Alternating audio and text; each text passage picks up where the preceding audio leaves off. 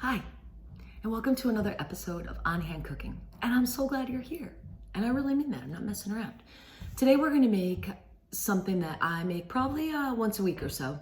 We're trying to get out of the house. So the nice thing about this is I'm gonna make it in the morning, set it and forget it, and then we'll be back to have it for dinner time. And it's something that will freeze and keep and feed a big crowd. And I usually get 2 or 3 meals out of this, including a lunch. It's super versatile. And I bet you're dying to know what it is, so let's get to it. We're making lentil stew.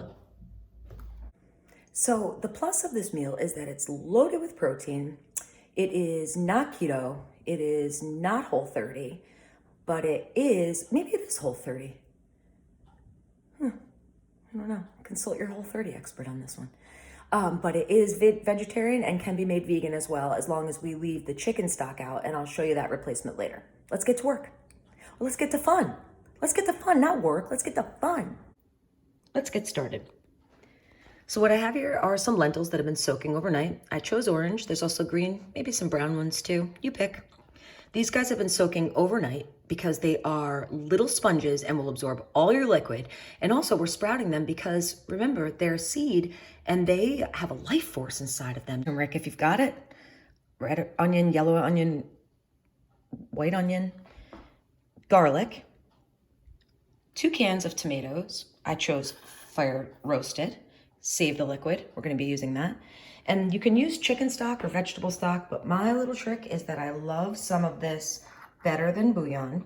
And I'm gonna put in a tablespoon of that and then add some water. I prefer the Dutch oven, even though I don't know much about the culture. I'm grateful for their oven. Let's get cooking. We're gonna start by dicing your onion. These glasses are called onion glasses. They were given to us by our good friends, the Cassidys, and they are no joke. They really keep you from crying, and I've got mascara on today. I don't want to run that risk. We're just gonna give this onion a nice little dice.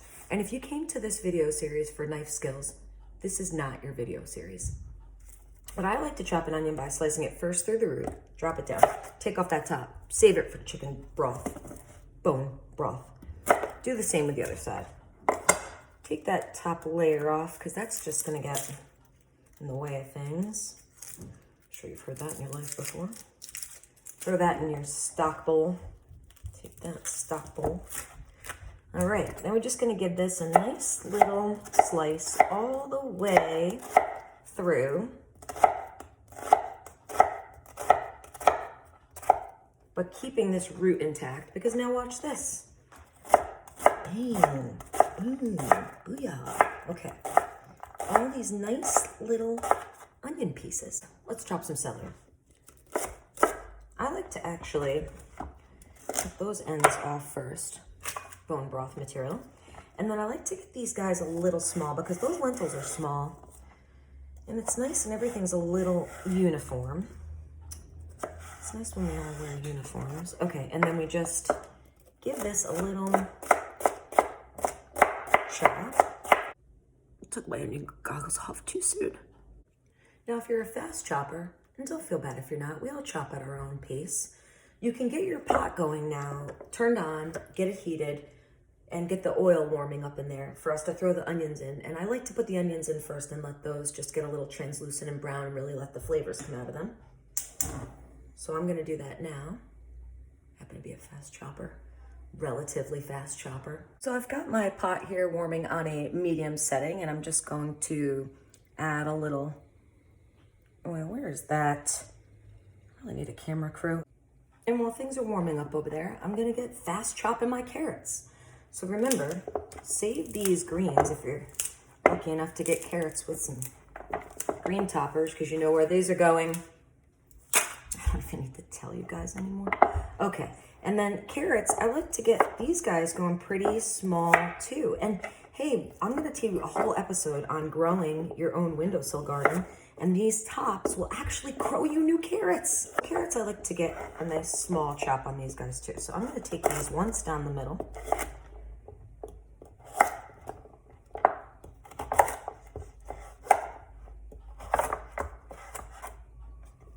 And probably go again. Why not? Why wouldn't we just go again and again and again, but not that many times. That's enough. And once we've got these in kind of sticks, we're just gonna give these a nice little chop too. And I can hear my pot is telling me, and the sizzle noises I hear, that it is ready for some onions. So I'm gonna drop the onion right in and get things moving around in here in a nice even layer. Once these onions are nice and translucent, we can go ahead and bring the rest of the members to the party. Celery, carrots, sup guys, sup. Now, it's a party. Here I like to salt the vegetables, so I'm gonna add some pink Himalayan salt, right there, and a little pepper. And now while this is cooking, we're gonna head to our last couple of ingredients, which are your turmeric and some garlic. Garlic, you know, I like to give a little smash and a fine dice. Gosh, get this out of here. And save those garlic skins to go in your bone broth.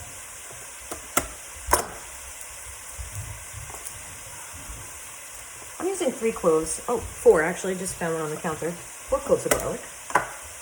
That's about right. And turmeric, well, some people will peel the turmeric. I do not. I am a waste-free facility here.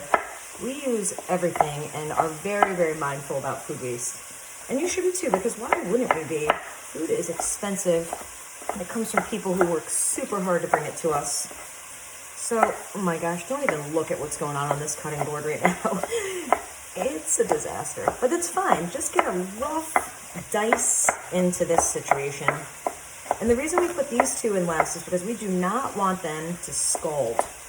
There's been too many ruined dishes in my life, full of roasted, toasted garlic. Changes and ruins everything. You want your party destroyed? Throw some toasted garlic into the situation. Okay, let's mix this party up a little bit. Oh, that's what we discovered under the carrots. Some celery.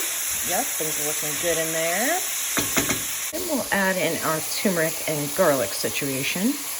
We'll bring the flavor in here. Give that a stir. I'm going to let these vegetables cook for just a few minutes more until things soften up a little bit. Now, let's talk lentils here for a minute.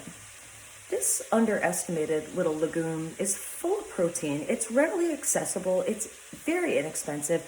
You can store it in a glass jar forever. And like I said, it's got the life force inside of it. Now, I did have these soaking in filtered water overnight, rinsed a couple times, then soaked. So I'm going to go ahead and dump them right into the colander.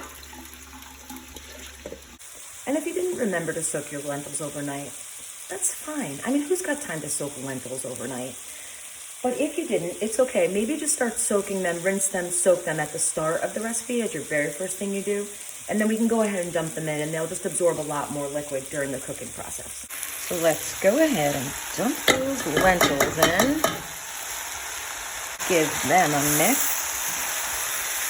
You can let the veggies and lentils cook for maybe 5 minutes or so while the lentils absorb some of the flavors from the vegetables. You can go ahead and dump in your fire roasted or just tomatoes of whatever you got on hand. 1 and 2. And we're gonna give this a little stir, or a big stir. Give it a big stir. Your lentils are quickly absorbing liquid, so we're gonna go ahead and turn this down to a simmer. And this is when you want to add your water. And a big old scoop of, oh, this is tricky one-handed. Hang with me here. Okay, that's a good size scoop. Maybe a tablespoon of your bouillon.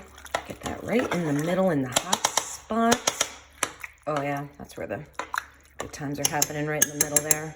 And I think we could benefit from one more dousing of water here and one more big stir. And that is it, my friends. You just made yourself some lentil stew. And you could feed friends, feed a crowd, feed your family for multiple days. This freezes beautifully.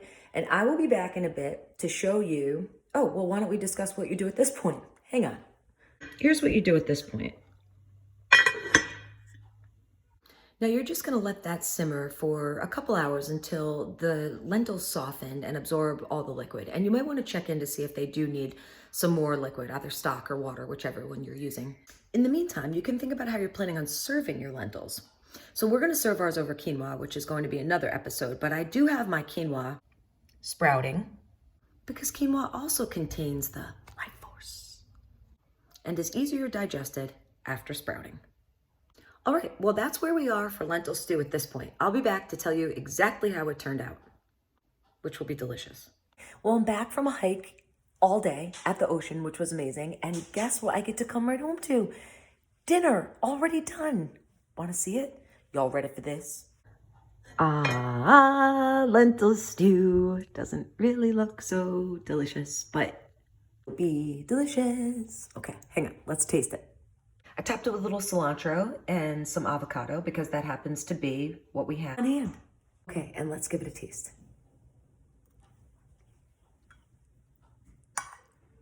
Difficult with the left hand.